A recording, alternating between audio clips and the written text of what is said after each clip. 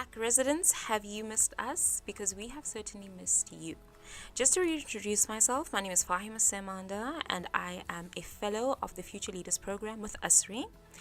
Important recap. In previous episodes, we identified waste management as a major issue in the region of Johannesburg. In order to address this issue, it is of utmost importance that we become fully acquainted with as well as understand government structures so that we can properly channel our grievances and remedy the issue at hand.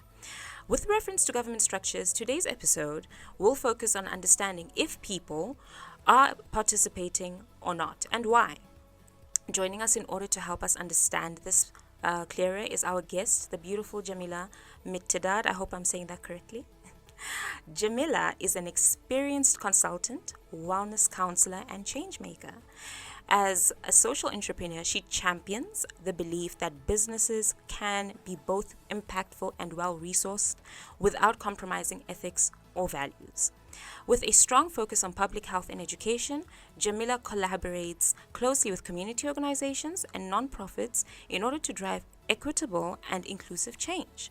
Her work bridges the personal and the political, blending care, strategy, and system thinking with the aim to support people and communities in reclaiming their power. Welcome, Jamila. How are you doing today? I'm well, thanks. How are you? I'm good, thank you. So to dive in, let's dive in. Let's.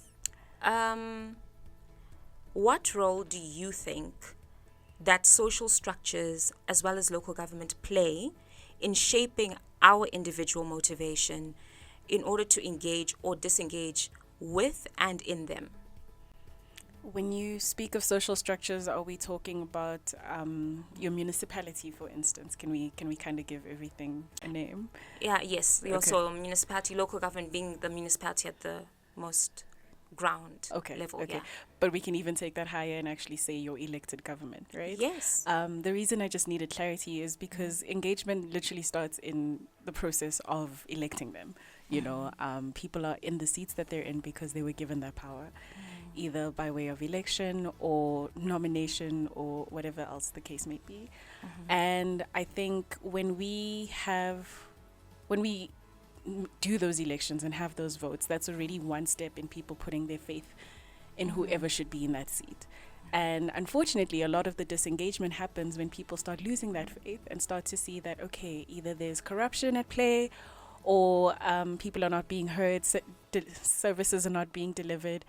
And I do think that is exactly where oversight and accountability literally comes in, because it's not just about saying, okay, this is what we'll do, let us in, but this is what we're doing, this is how we're doing it, and this is where you can actually see how that is happening.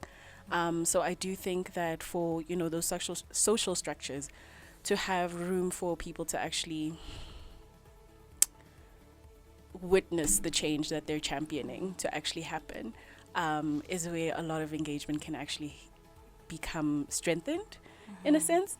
So yeah, I hope that was I hope that was on track. But essentially it's about collaboration with the people for the change that you think they need, but also making sure that they have a voice, because in a lot of cases the most vulnerable people who probably can't attend a council meeting can't necessarily speak on where that kind of service needs to happen. So yeah, I don't want to babble off. I'm trying to keep it as concise as possible. But yes, so engagement literally comes in knowing that both sides can actually trust each other, hear each other, and understand each other. So yeah.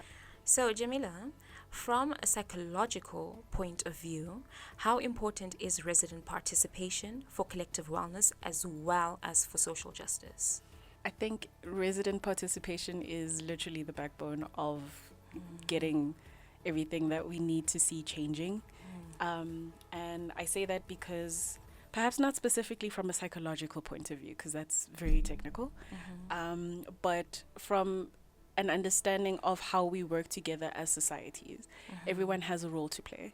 What I think needs to happen might not match what my neighbor's experience would have been. So for residents to participate and not just saying, okay, that one guy that's always complaining on your street, if he's part of it, then I know something's going to happen. That's actually not enough.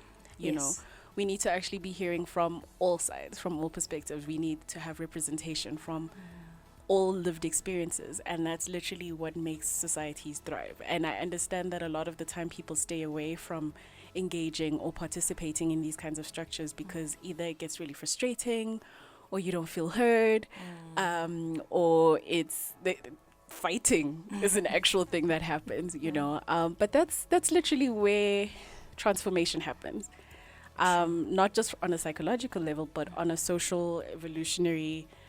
It's room. It creates that room for everyone to actually hear each other, even if they're not hearing each other perfectly at first. You get to the point where it's like, oh, okay, now I see why that person was so mad about that. You know, something as simple as understanding why pavements need to have slopes. If you're not someone that uses a wheelchair, you'll never understand why this is something that someone is fighting so hard for. You know, so it actually is really important that, yes, residents participate, but those structures are also very welcoming to everyone. So true. Regardless of, you know, who they are, what they look like, what they sound like, whether they're speaking clearly or concisely, or if they're coming in and rambling, you know, because when they really get to the core of what it is that they're fighting for, you'll understand the value of it. So I I don't necessarily want to speak specifically on, like, you know, the psychological reason, but on just a humane social level, that's essentially the way I see it. Yeah. So on the point of participation, Yeah. do you believe that a lack of resident participation in local government is going to affect an individual's sense of empowerment and agency, and how exactly would that occur? The individual's agency. Yes, the urgency. There's a huge disconnect between the systems that we believe should be working for us and how we show up in those systems. I think, you know, when people say the government, it's never necessarily like, who are you talking about, bro? You know, like, let's actually give it a name. Let's make it specific, so that you're able to say that I am mad about this because I did this, and that, and that is why this isn't working, or that is why this is a problem. So, you know, for resident participation to actually occur would actually mean that that's exactly where your autonomy is coming in, you know, because you're exercising that right that you really do have, you know. As South Africans, I think we can really brag about the kind of constitution that we have internationally in any day and age, you know. If you look at a lot of the things that are happening in other countries right now, I won't name the one that I have in mind. We have a lot to brag about in terms of the rights that we have literally written in our favor, you know. But there's a lot of that we literally don't understand, and I'm grateful for literally everything you guys are doing with this podcast, because that's one step, right? But there's so much that's in place, and it becomes our responsibility to actually start using those tools. Or else anyone else can also just come in, use them to their advantage against us, and all we'll be doing is literally complaining. And I'm saying that as a resident myself. So true. Yeah. So true. So then, are there any common mental or emotional barriers that would result from low residents' participation for both the resident in question as an individual and for those around them? Can I break that down a bit? No problem. Okay. So, you know, I think there's the mental element of just how you see things, how you think of things, your opinion of a certain topic, where you live, who you are. That's, you know, the mental aspect. And how that's impacted by, let's be specific and say poor service delivery, right? How that can be impacted by poor service delivery is you'll probably go into a different neighborhood where people don't look like you, maybe aren't in the same mode of transport as you, living completely different lives, and you're noticing that they are getting things that you have to struggle to literally get a small slice of, or even The just word a for crumb. it is a microaggression. And what that does, because you to can't necessarily anyone's, pinpoint why this thing makes you emotional angry. well-being is, You know, it's any black girl will tell you it's annoying if anyone touches your hair, but you can't explain why is that oppressive, or why is that necessarily a thing that shouldn't be happening. But you know that there are these little subtle and unspoken variables at play that are literally implying that, okay, because you look a certain way, or because you are a certain kind of person, you are not worthy, or you are, you know, not the right person to receive this thing.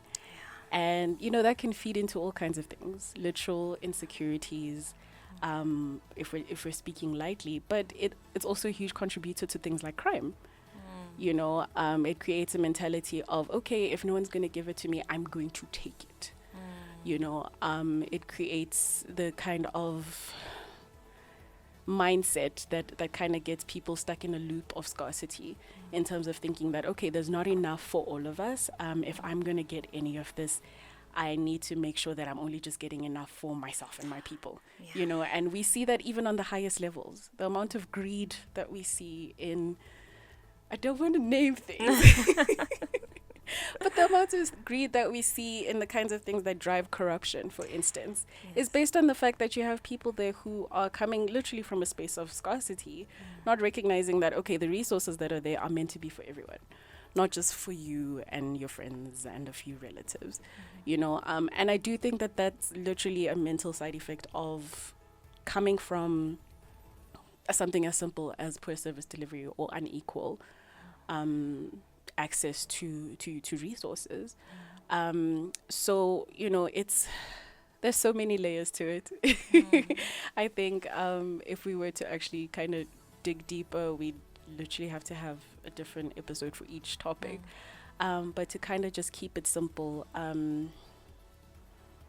it wouldn't be fair to say that there's no mental consequence or psychological consequence for not taking care of people's needs, especially on such a large scale. If we had to bring in waste management, for instance, right? Specifically in, I'm trying to paint a picture. Hold on. Stay with me. Specifically in the context of a underserved community. So perhaps an informal settlement, right? Where we know that garbage is not being collected. There's probably no infrastructure that's making sure that toilets are flushable or running water is available, right? To those people, the trash in the corner is probably the last of their worries. Yes. Because their access to clean water is already kind of questionable. The reason why they're there alone is enough to actually have you wondering, like, okay, what kind of state are these people in?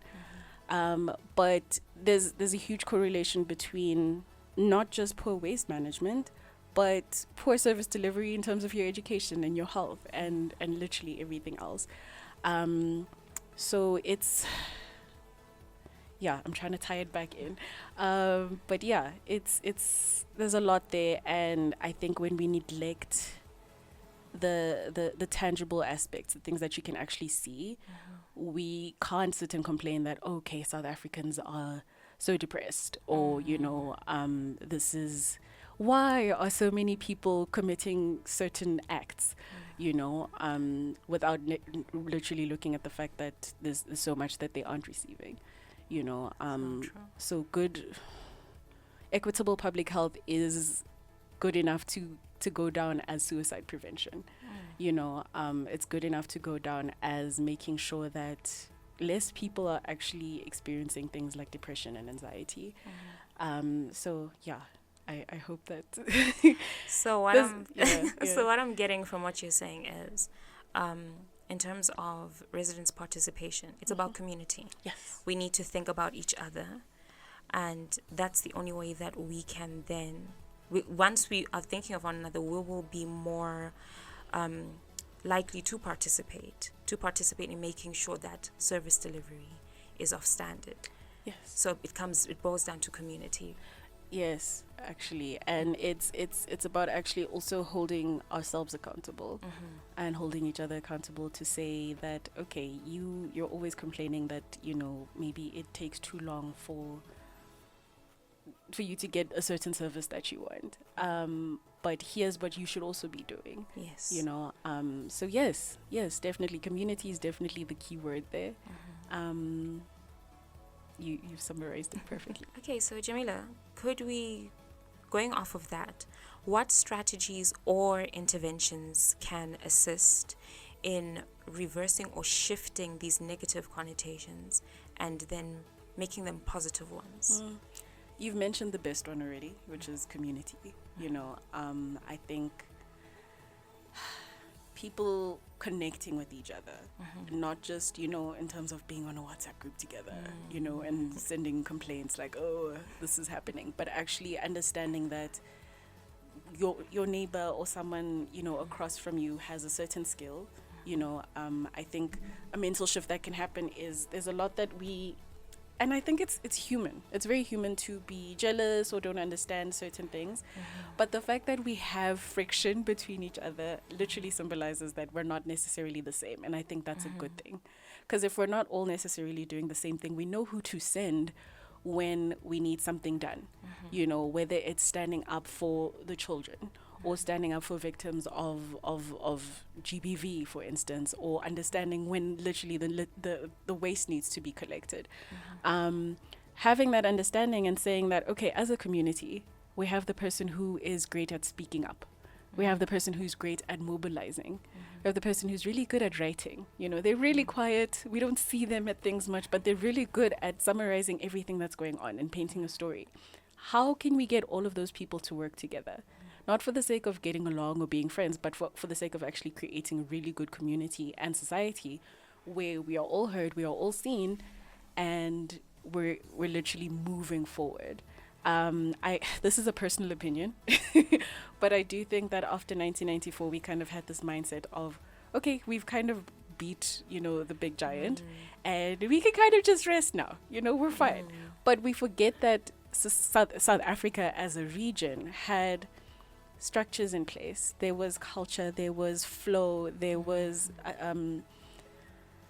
I'm losing the word now, but there were things that actually kept society in place. And for us to kind of forget about that and think that, okay, we can just go on with these structures that we've inherited and we're going to be okay, it's not going to happen, because a lot of them weren't built for us as the majority. A lot of them aren't necessarily even working in our favor, and that's literally where, if we're talking interventions, people really need to start rethinking what works for you, what works for the kind of world you want to live in, the kind of world you want to leave behind for your children and grandchildren.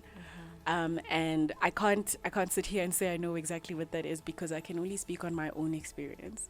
And that's literally what everyone can start doing for themselves, understanding that, okay, I'm really mad at this thing that's happening. The news can be so frustrating to watch sometimes, because it's you see everything that's wrong with the country. Yes.